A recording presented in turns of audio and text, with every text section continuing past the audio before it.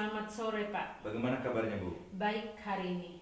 Baik, terima kasih, Ibu. Sebetulnya kedatangan saya kemari bertemu Ibu itu saya ingin mewawancarai Ibu, eh, khususnya terkait pengalaman-pengalaman yang selama ini eh, Ibu lakukan dalam pengambilan keputusan berkaitan dengan kasus-kasus dilema etika di sekolah Ibu.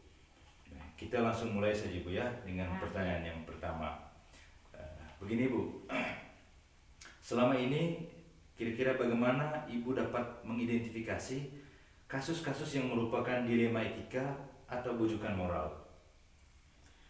Yang pertama, untuk mengetahui bahwa sebuah kasus itu dikategorikan sebagai dilema etika atau bujukan moral tergantung pada bagaimana konteks kasus itu.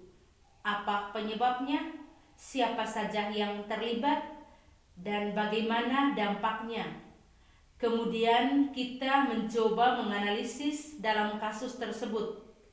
Apakah ada dua nilai kebajikan yang saling bertentangan, atau ada dua nilai yang satunya benar dan satunya salah? Jika dalam kasus tersebut ada dua nilai yang sama-sama benar, maka itu dikategorikan sebagai dilema etika. Baik, terima kasih, Bu. Jadi mengidentifikasi kasus itu dilema etika atau bujukan moral itu tergantung pada konteks kasusnya. Kemudian kita melihat nilai-nilai kebajikan yang ada di dalamnya sehingga kita bisa menentukan apakah ini dilema etika atau bujukan moral. Kita beralih ke pertanyaan berikutnya, Ibu. Selama ini bagaimana Ibu menjalankan pengambilan keputusan di sekolah Ibu, terutama untuk kasus-kasus di mana ada dua kepentingan yang sama-sama benar atau sama-sama mengandung nilai kebajikan? Selama ini yang saya rasakan di sini dalam melakukan pengambilan keputusan pada kasus di mana ada dua nilai yang sama-sama benar, bisa langsung membuat keputusan, tetapi bisa juga melewati beberapa proses untuk dapat mengetahui secara pasti apa penyebabnya, bagaimana dampaknya, dan seperti apa keputusan itu bisa diambil. Dalam beberapa kasus dilema etika, saya memang harus banyak mempelajari kasusnya, apa penyebabnya, siapa saja yang terlibat, bagaimana dampaknya dari kasus tersebut, dan kemudian mencoba menggali banyak informasi terkait kasus tersebut, lalu memikirkan solusi yang terbaik bagi seluruh warga sekolah, dan saya juga mendekati beberapa rekan guru untuk saling berdiskusi dan mencari jalan keluar yang terbaik. Baik, terima kasih sekali, Ibu. Berikutnya, hal-hal apa saja yang selama ini Ibu anggap efektif dalam pengambilan keputusan pada kasus-kasus dilema etika?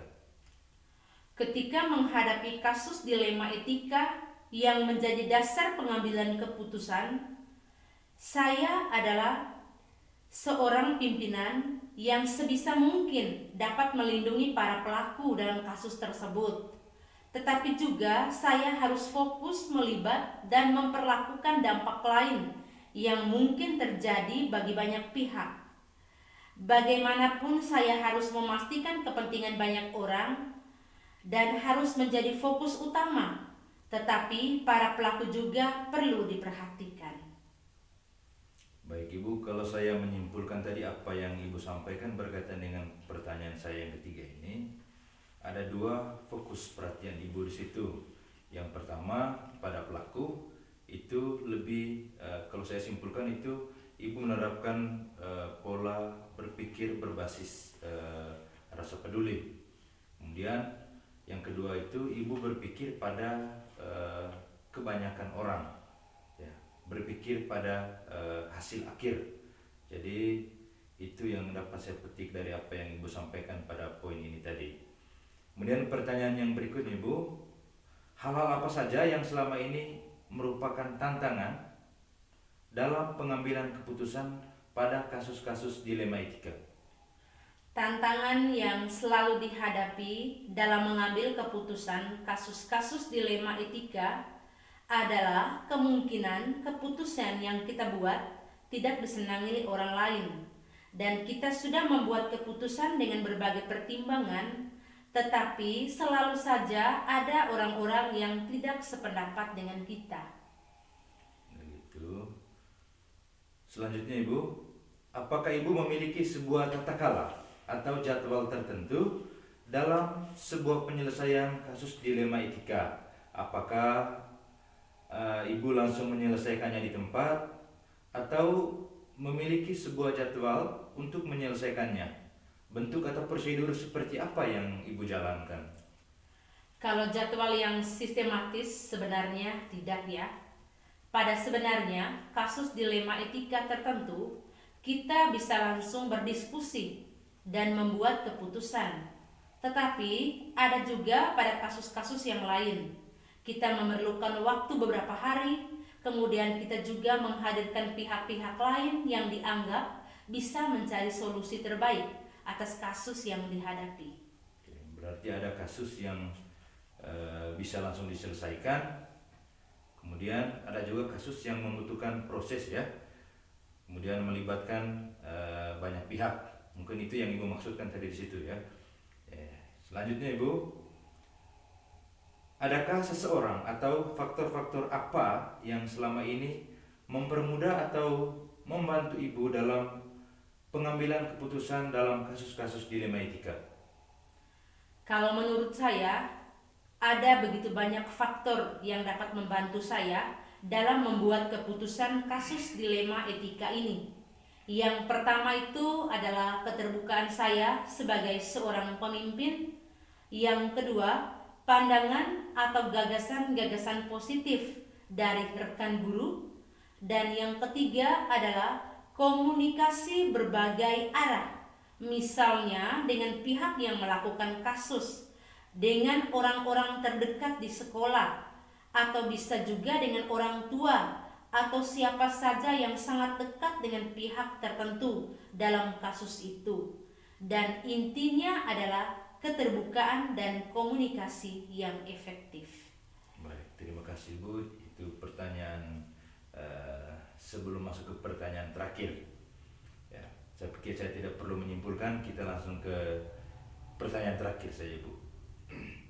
Nah, dari semua hal yang telah disampaikan dalam diskusi ini, dalam wawancara ini, kira-kira pembelajaran apa yang dapat Ibu petik dari pengalaman Ibu mengambil keputusan dilema etika ini?